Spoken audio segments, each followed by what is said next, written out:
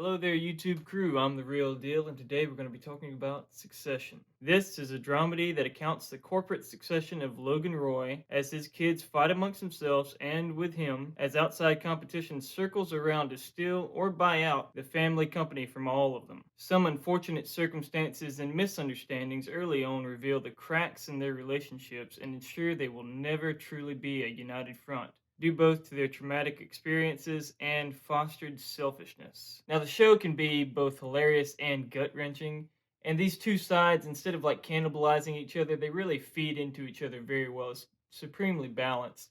And the setting of the show, being about corporate succession and all the finance and the politics and the maneuverings, right? That can be a barrier of entry into getting into the show. But I'm telling you, once you dip your toes into it, it's going to draw you in. The characters, the story, the conflicts. It's really well handled. It's well directed, well acted, well written. If you try it out, you'll probably like it. But for content warning, there is language and many displays of immorality, and it's not really a show that's gonna spoon feed you and handhold you and tell you all these things are bad. But the story itself acts as an indictment to these characters, this world that they engage in and how they engage in it.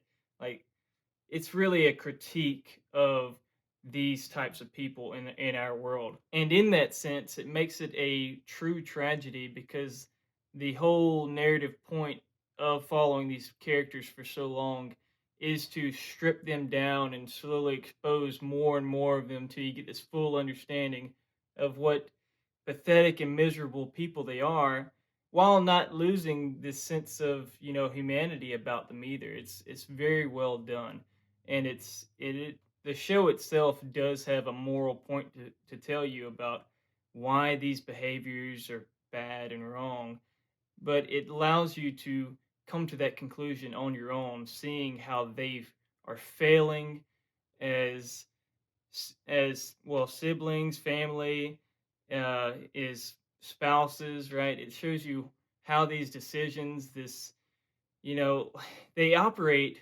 largely on this cold, calculated, this is what benefits me, this selfishness benefits me. And that's their long term planning. And then the short term planning is all about this vindictive emotion that is self sabotaging, but it gets this other person too, right?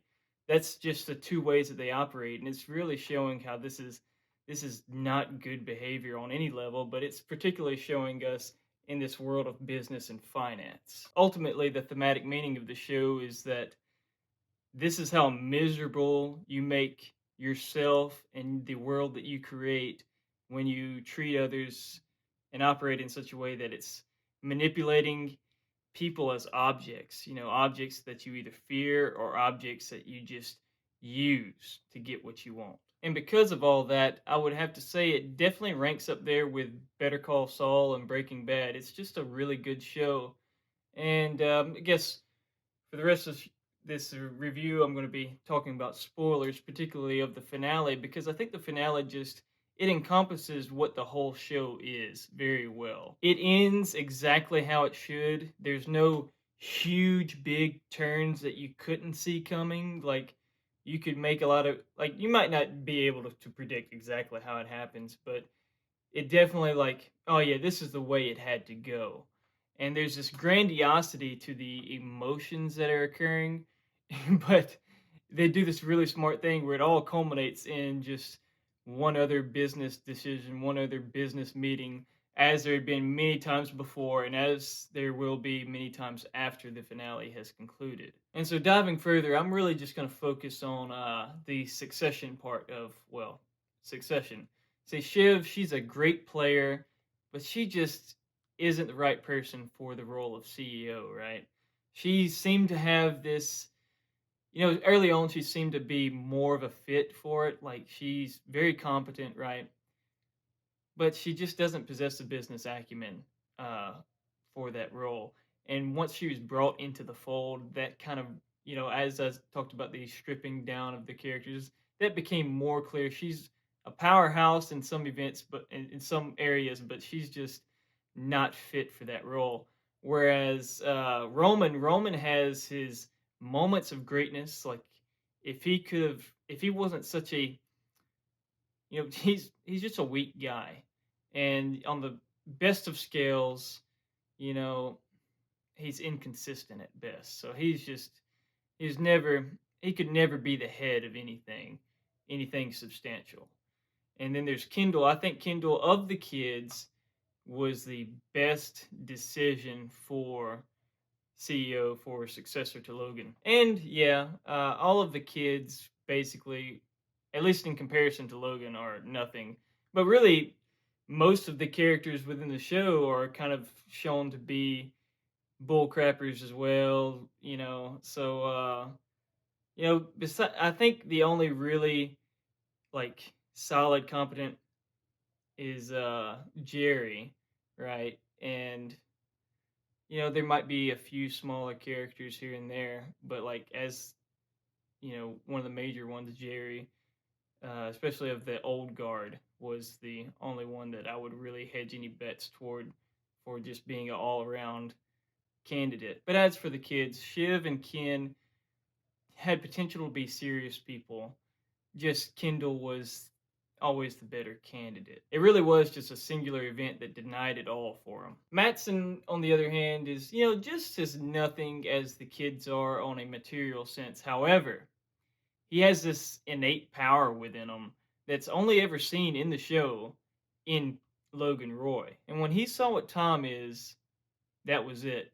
See, Shiv Shiv was always going to be the decider of who was going to win things. And, you know, if Kendall won, there was probably never any way that she could manage her relationship with Tom.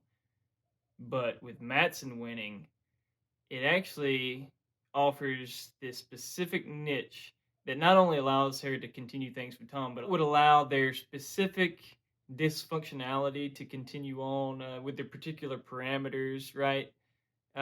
Except with the power shift now with Tom being the dominant figure in that relationship instead of Shiv. And all of that makes Matson the true successor of Logan. And Logan saw it, and Logan also saw Tom. So this is the way the show it's the way it had to end. Also, that final Tom and Greg moment was pretty beautiful. I definitely recommend the show if you like Breaking Bad, Better Call Saul, even Game of Thrones. I mean, because a lot of the political stuff and the succession stuff, right? It's not nearly as sexual as Game of Thrones. Definitely not near the nudity. I'm not sure if there is nudity in Succession. Uh, and definitely not the gore of Game of Thrones. So if you like those three shows, you should definitely give Succession a chance. I'm the real deal. Thank you for watching. Goodbye.